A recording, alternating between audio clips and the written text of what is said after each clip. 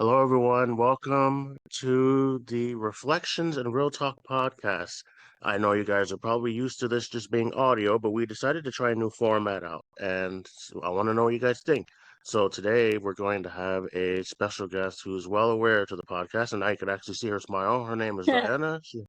She has a YouTube channel, and that all the information will be provided below. Would you like to let the listeners know who you are and why they should listen to you? Hey, good morning, everyone. It's the morning time.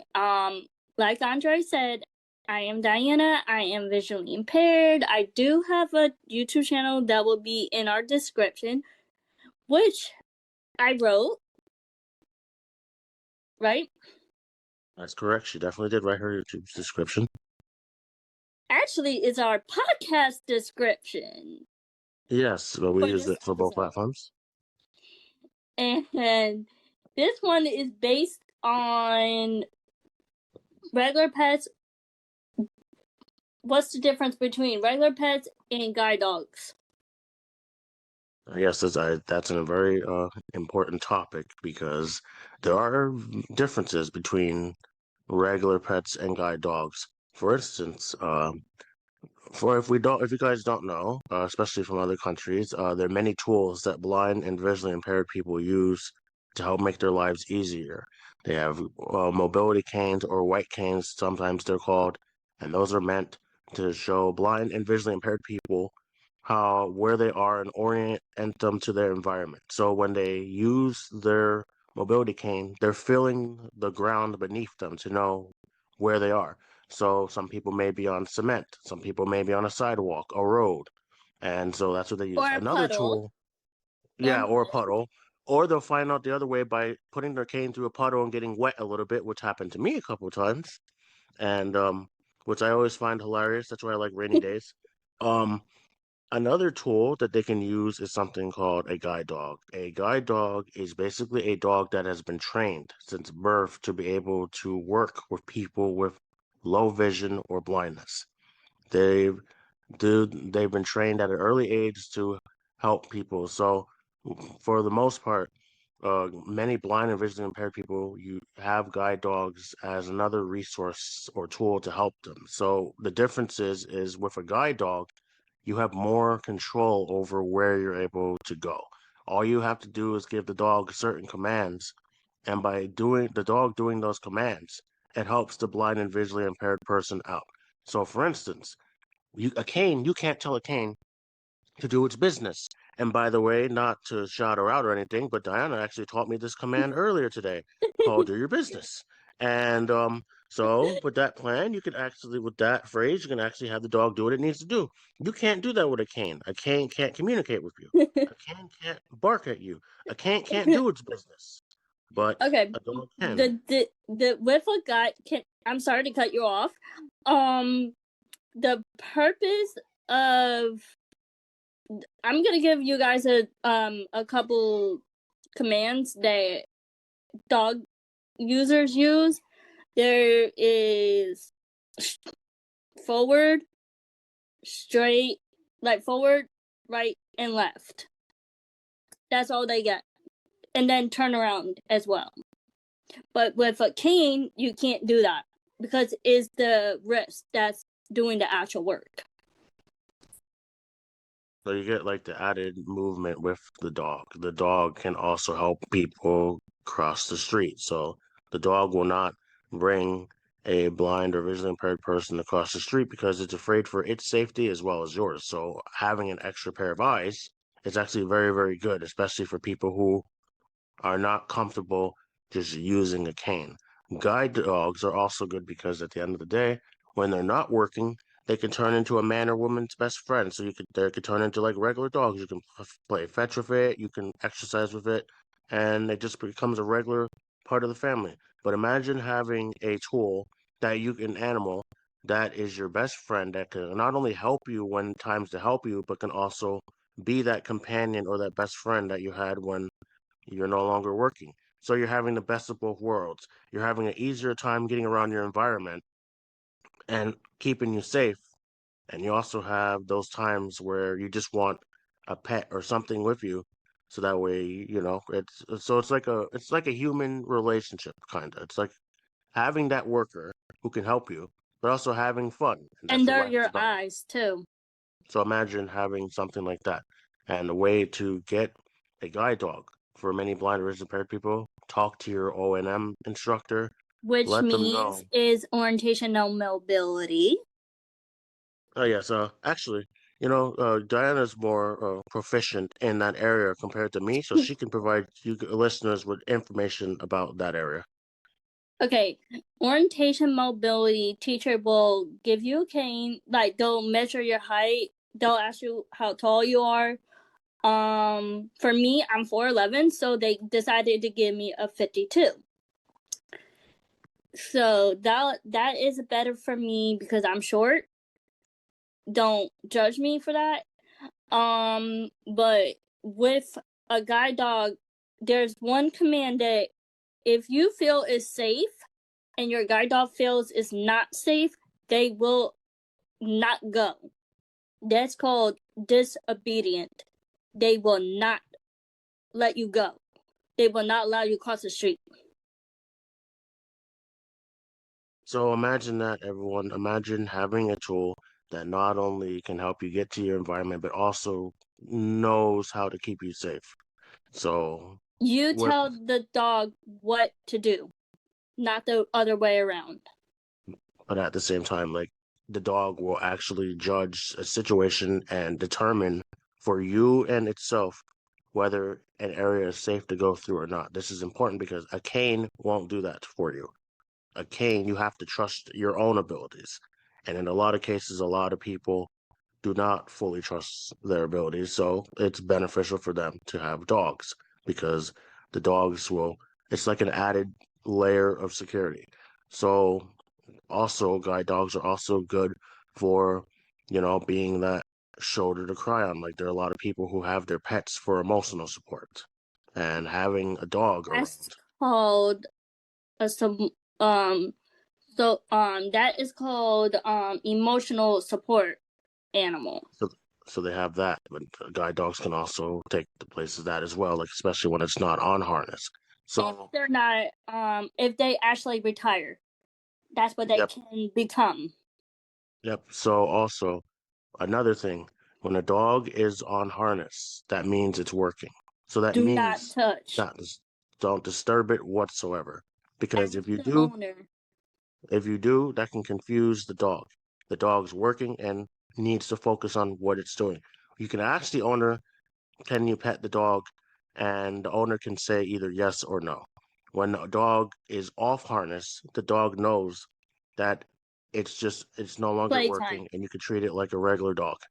And yeah, so imagine vision impaired people having something like that. It knows when to work, it knows when to play, and you could feed Also, it, walk it, and stuff like that. Diana has more information about it, and we'll also, go like that. also, I would ask the handler if it's okay, yes or no, but do not. I repeat, do not do kissy faces at them because that will distract the handler and their working tool because it's going to distract them no matter what. They're going to be like, oh, I don't know where I am. I don't know how I'm going to get back home. No, don't distract them. Let them I've do never their heard job. of I've never heard of kissy face of dogs, but that's new to me. I've seen it, Wow. like on video. Wow. Um, okay. Well, that's very interesting.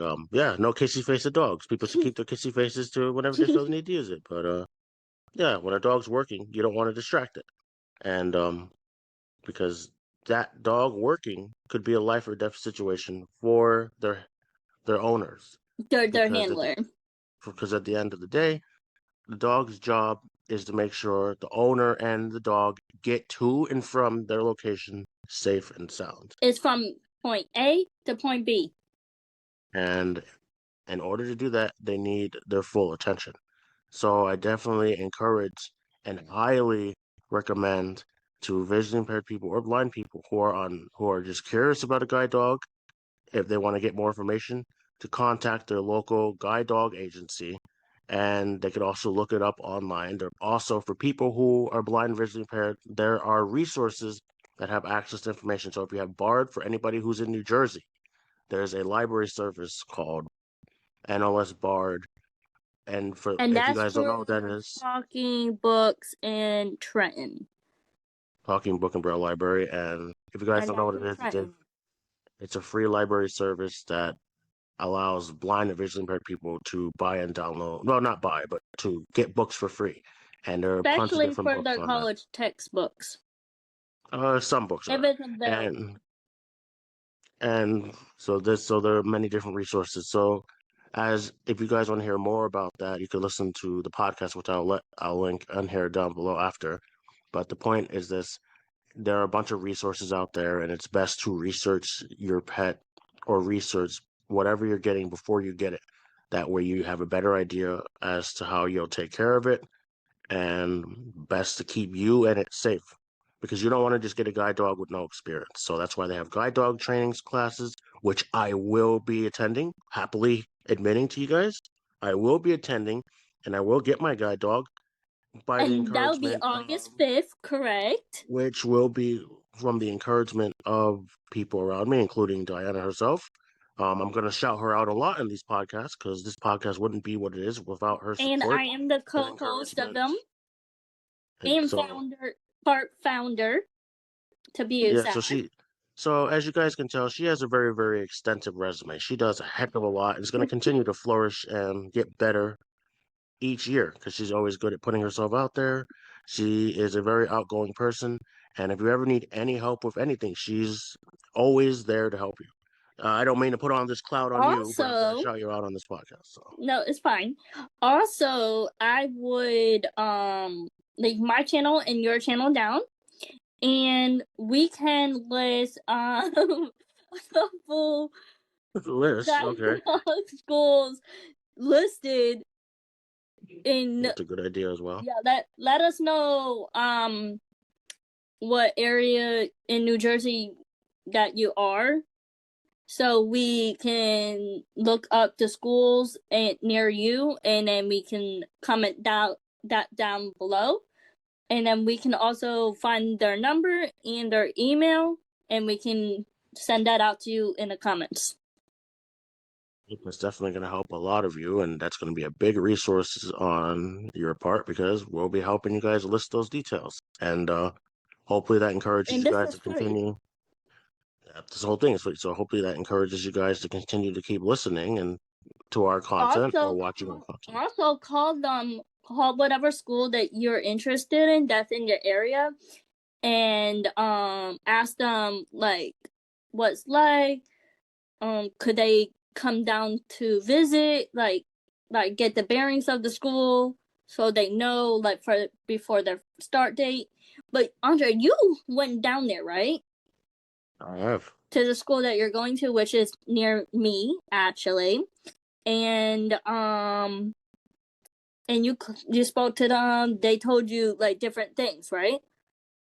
So, listeners, if we don't know, there is a guide dog agency in Morristown called the Seeing AI, and this is an organization that helps set up blind or visually impaired people with guide dogs. And when you go in there, there's somebody at the front desk, and you go there, and they'll explain the process of the guide dogs, what the purpose of getting on is, whether you're a good candidate for them, and they'll ask you certain questions about whether your mobility instructor says you're proficient at your cane skills, and then they'll go over to you and talk to you about the different dog breeds that are available for guide dogs, because there are You're only certain thinking breeds. There are not to, only certain. I was gonna say not to cut you off here. There are different, you can ask them questions. You can ask them how long the training is, right? So you know how many close the path, correct? Yes. Also, there's gonna be a graduation at the end of it, and you get to go on a plane with your guide dog. I highly recommend you get like a crate, like pet stuff, but take some of the stuff that they already provide and bring it with you. That's the best thing. But you can always buy from their store because they So do if you got, provide it. and so what she's describing to you guys are tools and other items that you can buy ahead of time before your guide dog comes, which is actually a very good idea. So before you do something, it's best to be prepared early. That way, when you have all the stuff you need, you have less to worry about. She's Andre, very, I very. recommend, not to cut you off here. I want to say the tools that I'm suggesting to you is get food. They're gonna give you, they're gonna give Food. you, Yeah, that's not a tool. Food. they're gonna give you water bowl, food bowl, but they're gonna give you a container of food, like full of food and kibble and all that stuff and grooming stuff. They're gonna you get to learn how to actually take an actual care of a guide dog. And there's one tool they're gonna show you how to do is Juno walk. It's where they pretend to be the guide dog. You get to tell them forward, right, left, turn around. They're gonna give you all those commands. You're gonna learn them. You're gonna learn them multiple times. You're gonna go on trips.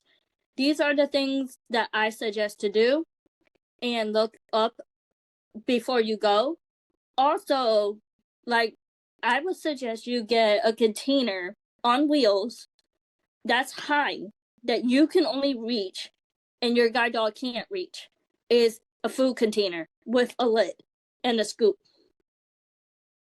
So I highly recommend it. Get it soon, as I will get it before August 5th. That's I Just, highly recommend. just so, what she's just so our listeners know where we're going with this, because this is going in numerous directions. I just want to make sure we're not falling off roller coasters here. What she's describing are items and tools that personally that I can get, or all of you, whoever decide to get a guide dog, things that you can do to keep yourself prepared before you get the guide dog. Because, as I mentioned before, it's best to have things prepared before you get it, just so you don't go there and they don't tell you, hey, you need this and you need that. So those are all great resources. Like and just to let our listeners know, as she was explaining her tools, she was talking about food. She didn't say waterfall. It almost sounded like waterfall, and I just wanted to let you listeners know she's not talking about the waterfall in Canada. She's not talking about the waterfall in New Jersey. So I just wanted to clarify that for our listeners, because I was imagining a waterfall, and my first thought is, how in the world am I going to carry a waterfall to a dog agency? I don't want to wet the dogs, so I just wanted to let your listeners know that she's not talking about like waterfalls. Like what? No, I'm talking about food, like the food. They're Food gonna bowls. supplies. They're gonna supply you with a bowl for the food and a water one for the water. But you have to have they a couple months or so, like years or so, they're gonna give you contact with the vet as well. And if you decide to take your guide dog to a vet near you, let them know that you're part of a guide dog school. Just let them know, be aware. If your dog decides to get sick, call the vet, call the guide dog school. They will allow you to grieve and stuff. Make sure you get the guide dog from the same school that you trust. Don't let another guide dog school that you went before tell you no. You can't That's get a good another point. guide dog. That's a really good point. We should definitely get more into that because, yeah, we had an old friend who just experienced that, didn't we? Yeah. Mm-hmm. Who? So we have this old friend. I wouldn't say friend anymore, but we had this old friend Acquaintance. who had a guide dog, and unfortunately, due to some events, the guide dog is no longer here at this point. They just moved to New Jersey, and because of that, they're gonna have to change their services from where they live to where they are now. And that they, guide dog school told them they are not allowed to get a guide dog. And I said, no, you are capable of telling them that you are not participating in that area anymore. You are going to the new guide school. You had to apply for it. Don't be scared. For me, I would email them, which I will be doing, which I think I have the email, but I'm not sure. Andre, would you mind later on sending me their email, the one that you're going to? I'll Because send you all their. to ask them a question. I'll send you all The their information. facility works, I'll send you all the information. like their email. Yep. I just want their email so I can email them and get information, and then probably whenever I do get an email back from them, because I'm curious. And this is the school that he's going to in particular, and it's close to my home, and it's a home where he's gonna be moving to soon. And I can't wait. I got my bags. Thinking about getting my bags packed any second now. happy on that one. So that's the school he's going to because it's close to home and close to me, and it's a better option. And I'll ask permission if I can. Actually, I'll have Andre ask them if it's okay to give out the email, because it's not our email, it's the school email, and we want to get permission. I absolutely agree that that's very, very important. And just to let you listeners know, we Diana's both very are good visually impaired. that, and she's very, very good at giving information and like a list. So I just wanted to break it down to you guys, just so because it's always good to have one person bounce off the other person. So that's why I wanted to break it down a little bit more. So yeah, these tools are great. What other advice do you have as far as guide dogs? Like, we were going back to our old acquaintances example. What advice would you give them or people like them who are in a similar situation where another agency is telling them what they shouldn't do as far as guide dogs or their lives? I would say, no, you can't tell me what to do. I want to get a new guide dog, whether you like it or not. It's my decision. I'm the handler, and I'm gonna apply. I'm gonna email. Stop being scaredy cats, okay? Be up Yeah. and honest. So Well, don't be scared. okay. So, to all the potential scaredy cats out there, as she claims, um, don't be a scaredy cat. Don't develop whiskers and don't cower in your fur. Everybody's capable of getting a We guide don't do dog. that literally. Yeah. Very. I never thought that was going to be advice on this podcast. So, yeah, don't be scaredy cats. This is a very interesting episode. But Try something new. yeah, like kind of like what we do every single Like week. me, I'm not familiar with their school. Andre's gonna provide me with their email so I can ask my questions.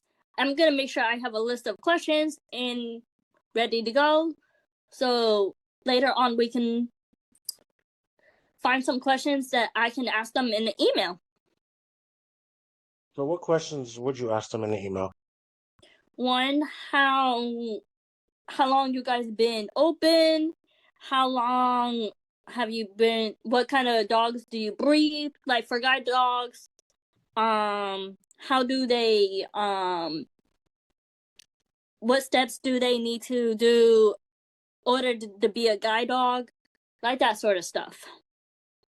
Oh, you're talking about the training that goes towards being a guide dog. Yes, and how the training goes as well. Like there is orientation mobility lessons as well. But Oh as yeah, a of lot of listeners don't know about that. So exactly, that's part they can always teach you, and then later time you can get a guide dog from them. But you done your own orientation mobility. yes, You I did. got I can proudly sit here and admit that. You spoke to your orientation mobility teacher, and she approved that you can have a guide dog. So, and you told them the preference you want, and what kind of dog are you willing to get? A black lab. Okay.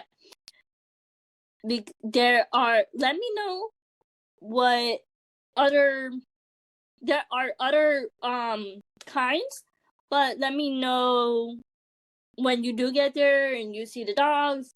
Let me know how what kind they breed. But I wanted to know as in a student version. Yeah, so like they're different guide dogs and different breeds, and only a select few breeds get the opportunity to become guide dogs, and they have to go through rigorous training in order Like to. they gotta go to what's it called? Like they have to do similar stuff when they're born. That's correct. Like there's like dog sitting, but they live with a temporary housing. They train them they train them to go. They they take them out in the community so they're fully aware what's gonna happen and when they become a guide dog. Absolutely, and that's important because it's always good for the guide dogs to know certain commands. That way, they know they can do things. Like, for instance, get busy. I think that's one of the most important commands because everyone has to do their business, including guide dogs. So, what better way to know than They're to know when it's time to go? it's Wait, like time to go? Well, you know what I meant by that, people. But but he means is like there are training like where they do like simple commands like out in the community, like they train them to go to the bathroom, which is busy, or whatever command that the school uses, and he will learn that. But I already know how to be busy. But okay, you're talking about my dog, right? Just to clarify, I'm talking because about that the sounded a dog. little weird. You're gonna find out what the command word for the dog to the bathroom, or I think it's park. I think I'm not sure. We'll see Depends.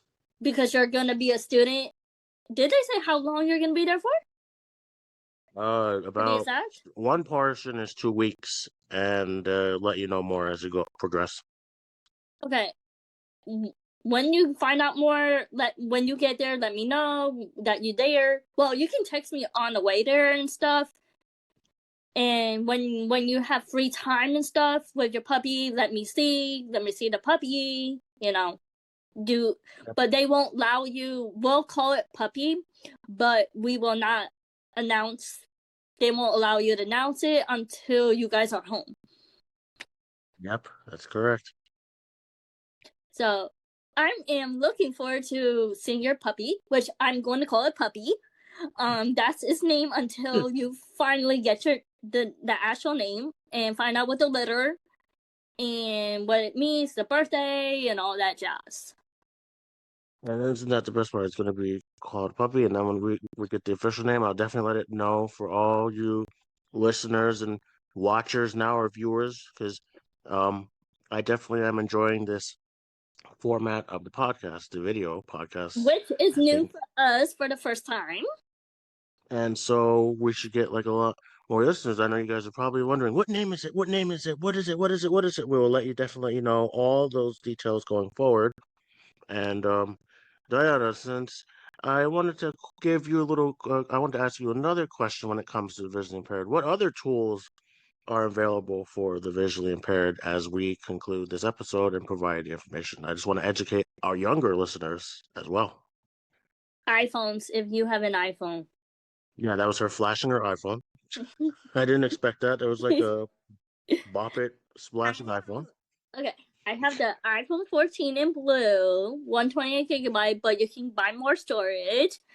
You can be on the family share like we are, and whatever one person bought storage, that person can sync it up with my phone, and I would use the camera.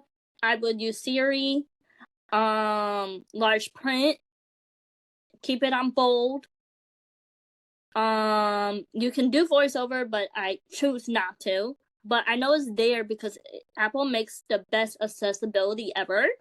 I don't, and there is tap back as well. Like you could tap it 3 times, like for screen share, screen time, like like that sort of stuff. But that's that's on iPhone, but for Android there is backtalk. Is that the correct word for it for Android? Talk back. Exactly. And you want to just talk about what that is? This talkback is basically a screen reading technology. So like if you touch it, it'll describe to you what it's on the screen. And I'll definitely provide more details, but we're currently running out of time on Zoom. So I'd like to thank everyone for listening to this episode. We will definitely do more. And Diana's Links information will be in the comments. Yeah, comments down below. Will comment down below, but keep it positive only. And subscribe to both our channels will be linked. And yeah, there will be more podcasts on Zoom. Yep, that's a new platform. So thank everyone for listening. My name's Andre. And Dianna. Peace out and thanks for listening. And